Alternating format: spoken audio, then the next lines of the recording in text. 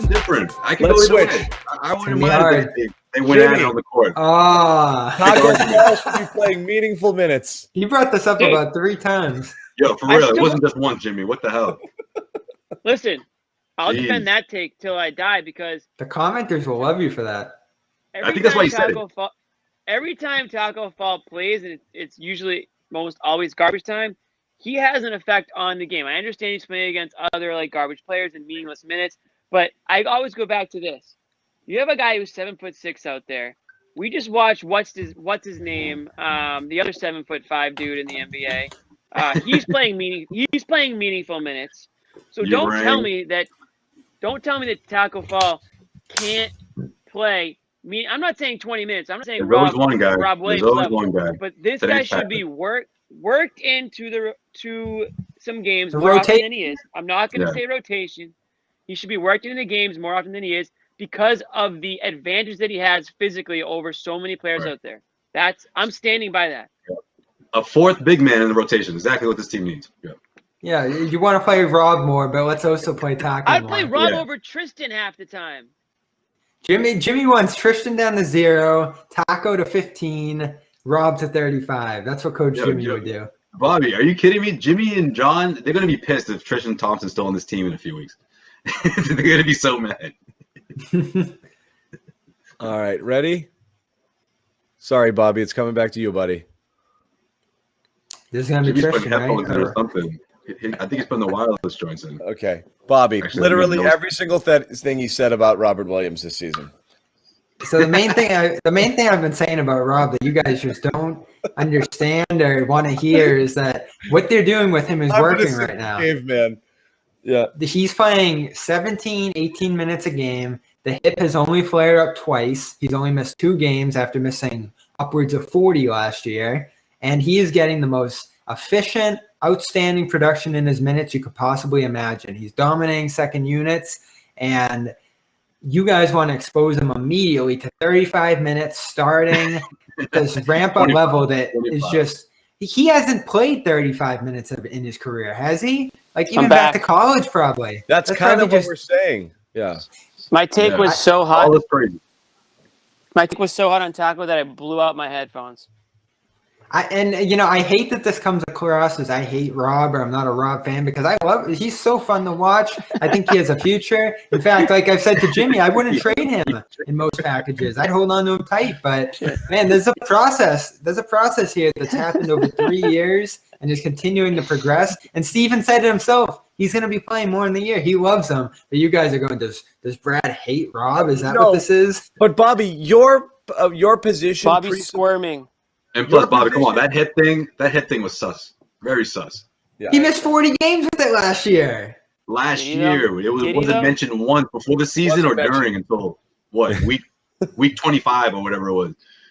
Did he really miss it because of the hip, or did he miss it because he was in the doghouse still? He had a hip epidermy or whatever it was called. No, edema. But no, we know that's the issue.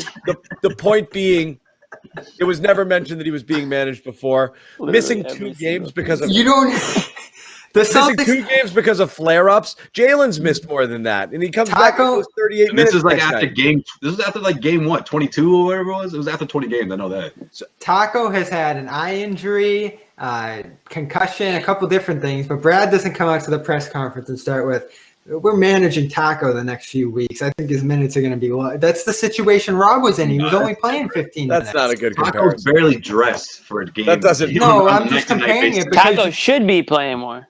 You don't announce a management plan for a bench player. That's never been done. I don't know, man. I think it's fairly obvious, even into the playoffs last year, Williams would play, then he would be a DNP, coach's decision, nothing to do with injury. It's more to do with coach's decision than injury. I can't believe you're still dying on that hill.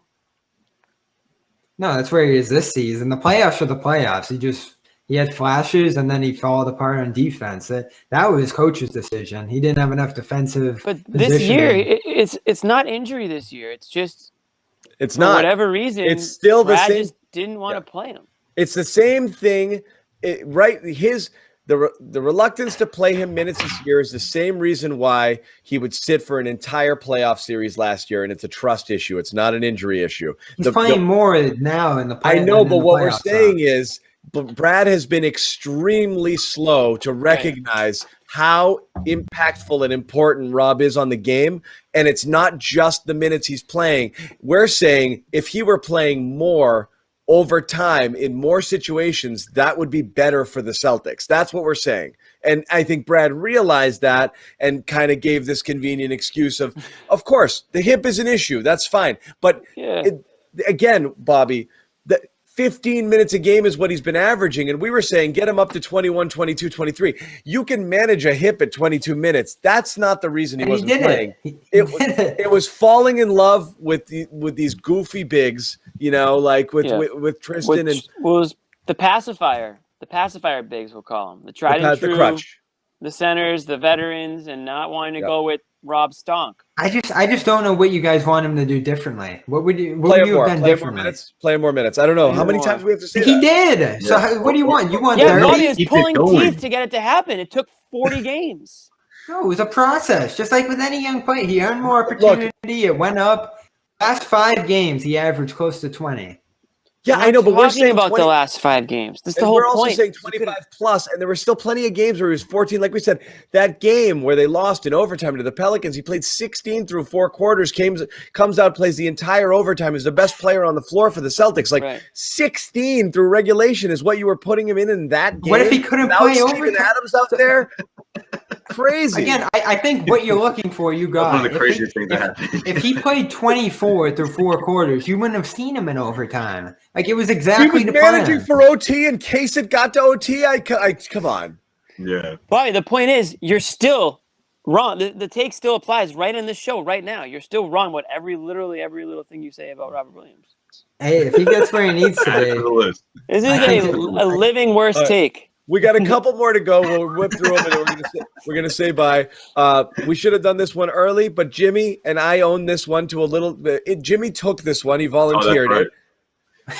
Then he'll be bad. It's a little different for Jimmy, but yeah.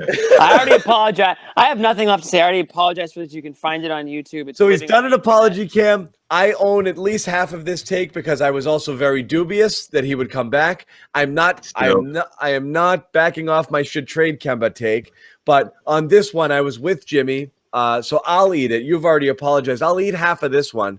That we weren't going to see him till later. Have you been impressed? It smelled funny, didn't it? Yeah. Oh my God. The way they trickled it out and the way that they were talking about it, and even Kemba talking about it, like, I don't know, we'll see. The doctors kind of said to try this. It just felt bad. Have you been impressed, though? Is it important to you for me to say that? Yeah. Apparently, he's asked you 4 times. Are you not impressed? This is the show of accountability. The next one's going to be, are you or are you not impressed? Are you not impressed with Kemba? There's no doubt that the last 10 games Kemba has looked closer to last season Kemba. I don't know if it's... He's putting 24. He's putting 24, man. I don't know if it's peak. I don't know if it's 44% from 3. I don't know if it's peak Kemba. Again, the bigger issue with this is what Joe Sway said in the last Kemba conversation is that flare-up, the ice, the in-season procedure, the something. He needs ice.